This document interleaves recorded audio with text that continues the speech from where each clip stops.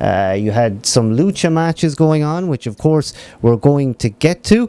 Now that's where it got a bit strange, because a certain match was advertised, and indeed all of a sudden we had Rhett Titus coming out to take on Cassandro El Exotico. I believe the match was billed as something else, but indeed certainly happy to see Cassandro involved. Cassandro wearing that orange robe, and Cassandro coming out to I Will Survive.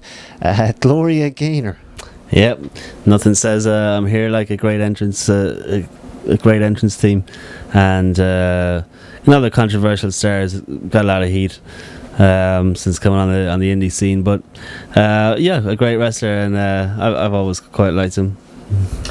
Yeah, Rhett Titus got his spot on the show. Perhaps there was some problem.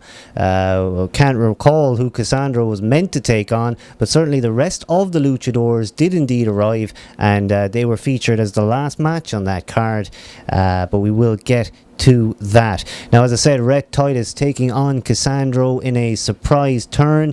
Now, Rhett Titus sold this so well. When he saw Cassandro and that, shall we say, transvestite gimmick, I mean, let's call a spade, Rhett Titus had the look of shock on his face that really just was priceless. Certainly I was starting to buy into the Rhett Titus deal at that point.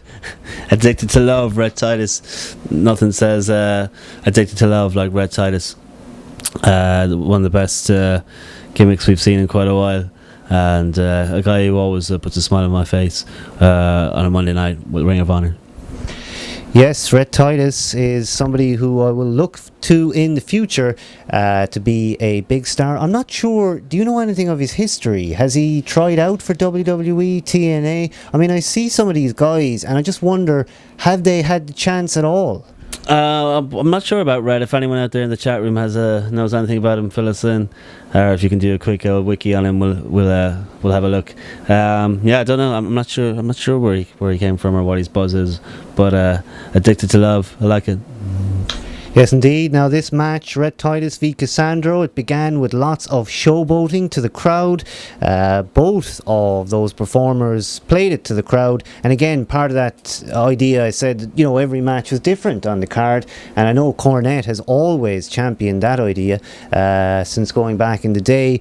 Now, it looked to be an interesting kind of match with both guys getting a lot of pops and the large Mexican contingent in the crowd certainly liking that. Of course, both matches with Mexican performers were announced by a Spanish radio DJ, I believe, from the Charlotte area.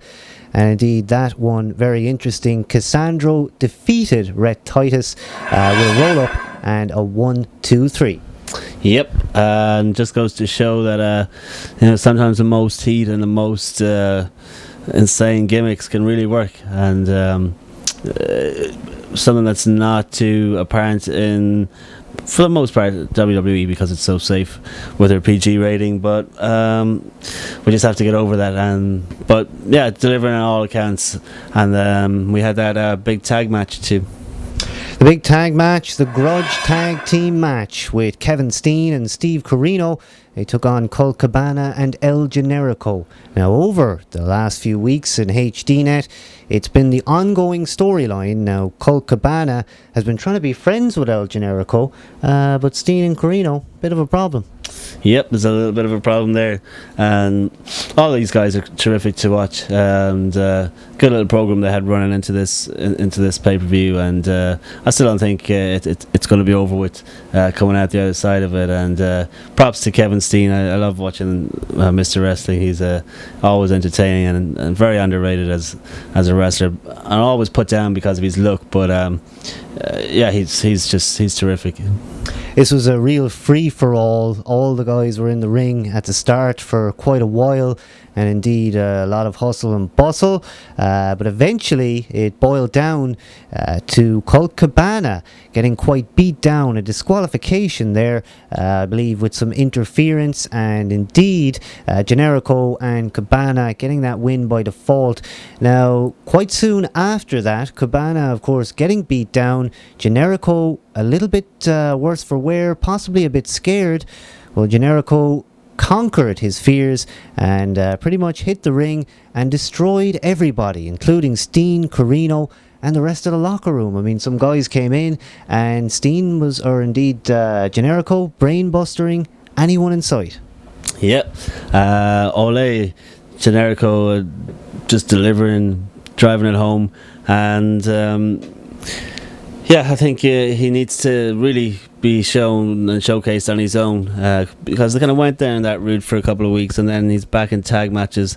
And I know you can't have everybody in singles matches every week, but they need to put a little bit more focus on Generico, because he's up there with Steen as far as great wrestling goes, and likewise with the Young Bucks. I mean, it was always a good thing to watch any of those guys in Ring of Honor from the kind of early days, but I think a bit more focus into Generico and give him that little bit of push, and he'll definitely find his spot.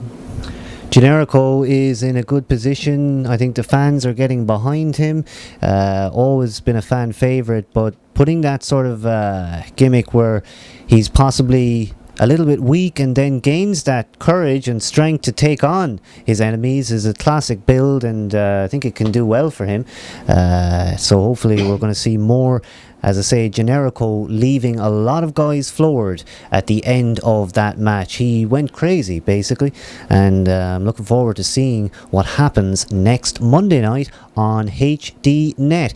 Now, we had that tag team match with the Briscoes versus the Kings of Wrestling, and indeed, at least at this point, the commentary audio was fixed. You could actually hear Kevin Kelly and indeed Prazak as well, but it took a while. Now, as I say, it wasn't Go Fight Live's fault, it was a Ring of Honor issue, but I would like to see that fixed in the future. Another thing I forgot to mention, which was my other only glitch, and these were just technical glitches, not any issues with the wrestling whatsoever, because it was a great show, was it took quite a while for the titles, the graphic titles, to come up. I mean, the first 4 or 5 matches you didn't have any, and it certainly looked a lot better when they finally appeared.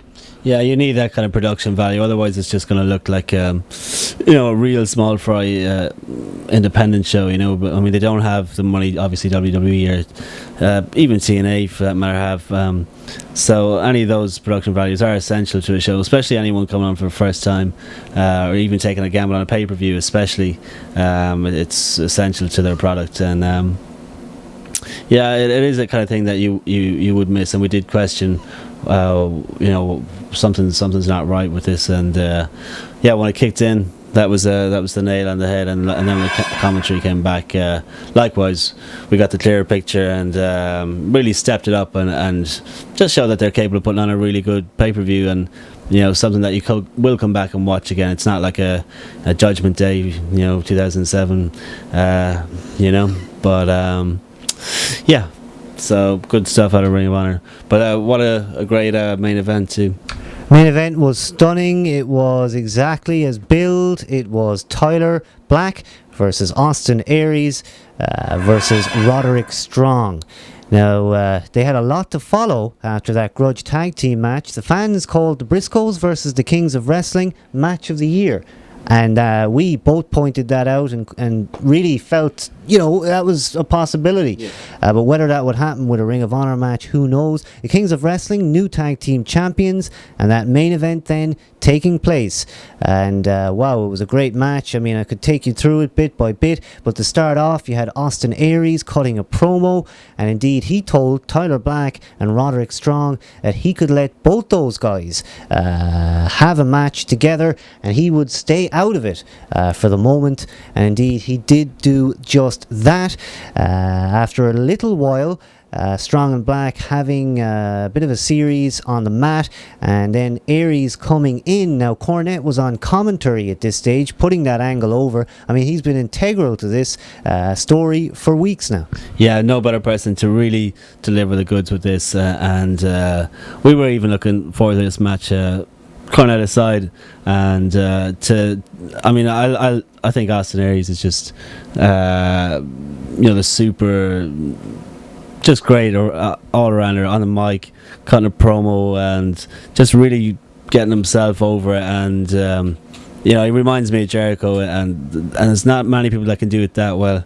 And Austin Aries, a great start to the match, and you know, true heel style, sit it out for a little bit. I like that.